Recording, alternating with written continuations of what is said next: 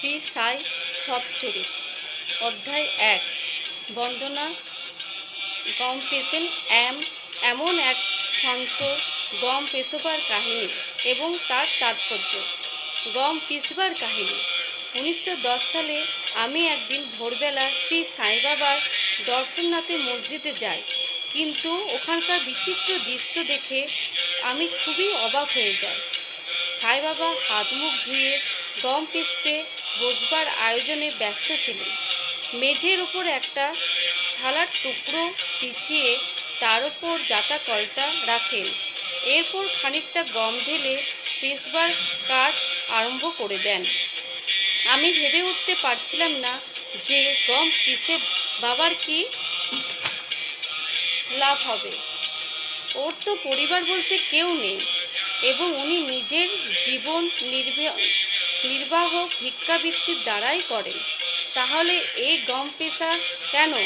এই ঘটনাটা দেখে সেখানে উপস্থিত বহু লোকে এই একই কথা মনে হচ্ছিল, কিন্তু বাবাকে এই বিষয়ে কিছু জিজ্ঞাসা করে এমন সাহস কারো হচ্ছিল না। বাবার এই বিচিত্র লীলার খবর গোটা গ্রামে ছড়িয়ে পড়ে এবং এই দৃশ্য দেখবার জন্য তক্ষুনি লোকের ভিড় মসজিদের দিকে দৌড়ায়।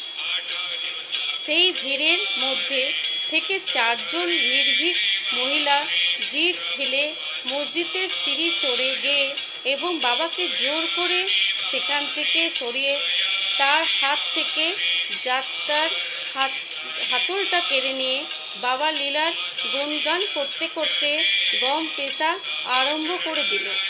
প্রথমে বাবা একটু রেগে যান, কিন্তু পরে মহিলাদের ভক্তিভাব দেখে শান্ত হয়ে মুচকি মুচকি হাসেন।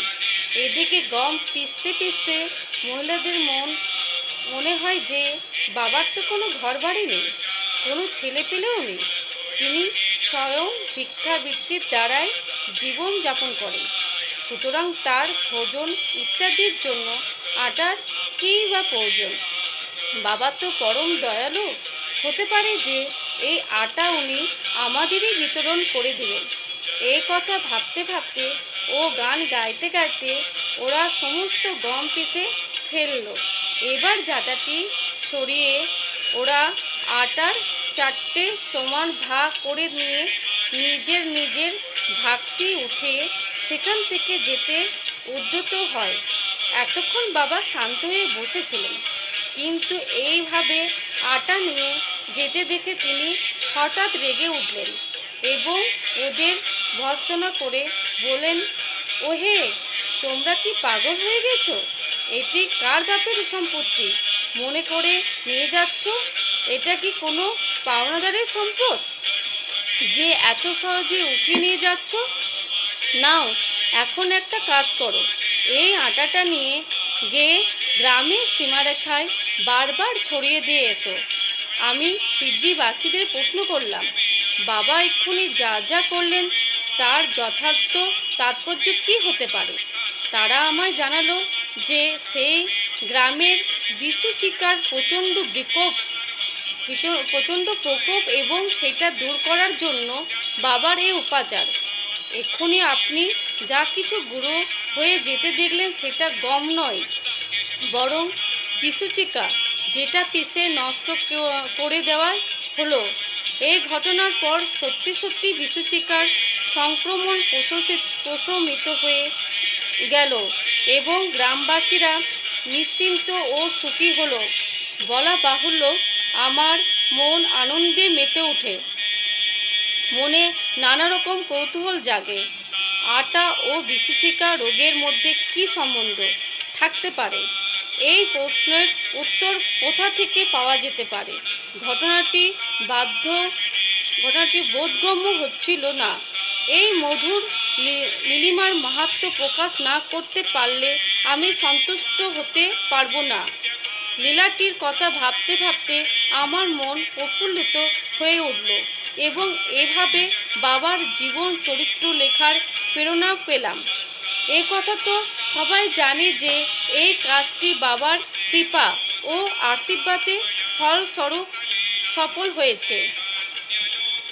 এবার আসি গম পেশোবার ঘটনাটির তাৎপর্যের দিকে। সিদ্ধিবাসীরা এই ঘটনাটি যা অর্থ বুঝল সেটা প্রায় ঠিকই, কিন্তু আমার মনে হয় এছাড়া এর অন্য কোনো অর্থ আছে। বাবা সিদ্ধিতে 60 বছর ছিলেন এবং এই দীর্ঘ সময়ে উনি এই গম পেশোবার কাজটি প্রায় প্রতিদিনই করতেন। গম পেশোবার অভিপ্রায় আটা তৈরি না হয়ে বরং নিজের ভক্তদের পাপ, দুর্ভাগ্য, মানসিক ও শারীরিক কষ্ট বিনাশ করাই ছিল। যাতার উপরে পাঠ হলো ভক্তি, নিচেরটি কর্ম। যাতার হাতল দণ্ড, যেটা ধরে যাতা ঘোরাতে, সেটা ছিল জ্ঞান। বাবার দৃঢ় বিশ্বাস ছিল যে যতক্ষণ মানুষের হৃদয় থেকে পবিত্র আসক্তি, ঘৃণা ও অহংকার নির্মূল না হয়ে যায়, যেগুলি নষ্ট হওয়ার খুবই দুষ্কর, ততক্ষণ জ্ঞান প্রাপ্তি এবং আত্ম অনুভূতি সম্ভব নয়। এই ঘটনাটি একটা ওইরকমই ঘটনার কথা মনে করিয়ে দেয়। কবির একটি মহিলাকে শস্যের দানা পিষতে দেখে নিজের গুরু নিরঞ্জনকে বললেন, আমি কাঁদছি, কারণ যেভাবে এই দানাগুলো যাতাতে পিষে যাচ্ছে ঠিক সেই রকমই আমিও ভবসাগরে রূপী যাত্রার পিষে যাওয়ার যন্ত্রণা অনুভব করছি।